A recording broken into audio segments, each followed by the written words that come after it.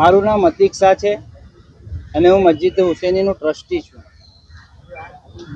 શું છે સમગ્ર વિવાદ અને આપનો શું પક્ષ મૂકવા માંગો છો?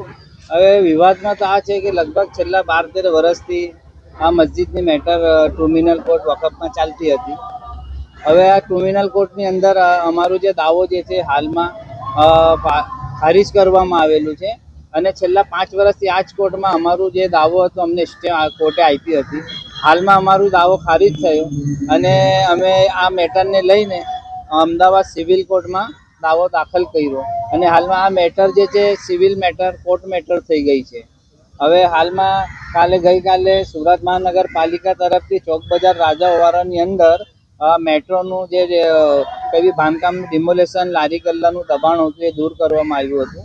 બાકી એમની જે એક વિડીયો દીપક આફ્રિકાવાલા તરફથી એમ ફરતી થઈ કે ભાઈ મસ્જિદનું જે ડિમોલેશન ગેરકાયદેસર વકફ ગેરકાયદેસર આ બધી વિડીયો વાયરલ થઈ એટલે અમે એ બતાવવા માંગીએ છીએ કે ભાઈ સુરત મહાનગરપાલિકાએ કોઈ બી રીતનું મસ્જિદને નુકસાન પહોંચાડેલું નથી ને હાલમાં અમારી આ મેટર ગુજરાત હાઈકોર્ટની અંદર સિવિલમાં ચાલી રહી છે અને એ ખોટી અફવાઓથી સાવધાન રહો કે ખોટી અફવા શહેરમાં ના ફેલે ને શહેરનું માહોલ ના બગડે અને ખરી હકીકત મસ્જિદ હુસૈની સલામત છે ને હાલમાં પણ મસ્જિદ હાજર છે અને સુરત મહાનગરપાલિકા તરફથી કોઈ પણ એને પગલાં લેવામાં આવ્યા નથી અને હાલમાં આ અલ્લાહનું ઘર છે મસ્જિદ હુસૈની હાલમાં પણ કાયમ છે અને કયામત સુધી કાયમ રહેશે અને એ જ આપણે જાહેર કરવા માટે આપશ્રીને બોલાવવામાં આવ્યું છે. કંઈક 1 લાખ રૂપિયાનો દંડ કઈ કરવામાં આવ્યો હતો, શું છે એ મેટર તો હાઈકોર્ટમાં ગઈ.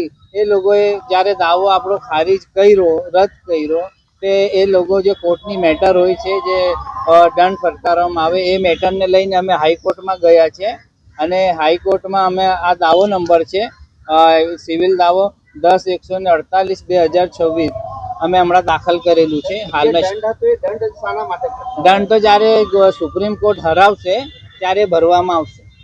હમણાં તો હાઈકોર્ટ પછી સુપ્રીમ કોર્ટ જવાના, પછી સુપ્રીમ કોર્ટમાં અમે સાબિત થઈ જશું કે અમે ગુનેગાર છે તો આ દંડ બી ભરપાઈ કરી દઈશું.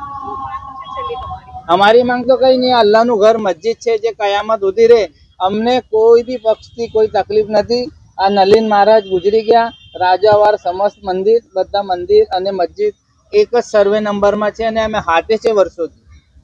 જે પણ વ્યક્તિએ એલિગેશન કરી રહ્યા છે એ આ સુધી અમાસમાં કેટલા વાર આવ્યા અને મંદિરમાં કેટલી વાર આવે છે અને મંદિરની હું દશા છે એ બતાવે કે હું આટલી વાર અમાસમાં આવું છું ને પબ્લિકને હું તકલીફ છે.